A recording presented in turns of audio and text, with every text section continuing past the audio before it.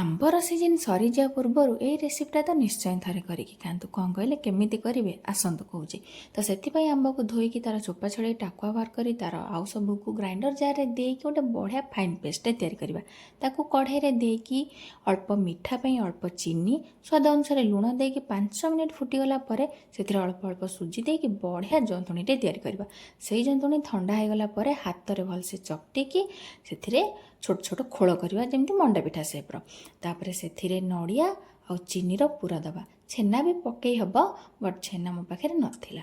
ତ ନଡ଼ିଆ ଚିନିର ପୁର ଦେଇକି ତାର ମୁହଁକୁ ଏତେ ସାଇଜ୍ରେ ବନ୍ଦ କରିଦେବା ଯେ ଯେମିତି ସେମାନେ ତେଲରେ ଗରମ ଗରମ ତେଲରେ ପଡ଼ିଲା ପରେ ବି ତାଙ୍କ ମୁହଁ ଖୋଲି ପାରିବେନି। ଆଉ ବିଶ୍ୱାସ କରନ୍ତୁ ଆର ଟେଷ୍ଟ ବହୁତ ବଢ଼ିଆ ଥିଲା। ତ ଆପଣମାନେ ନିଶ୍ଚୟ ଥରେ କରିକି ଖାଆନ୍ତୁ। ଆଉ ମୁଁ ଯେହେତୁ ଏତେ ସୁନ୍ଦର ରେସିପିଟା କହିଛି ତ ସବସ୍କ୍ରାଇବ୍ ଗୋଟେ କରିକି ଯାଆନ୍ତୁ।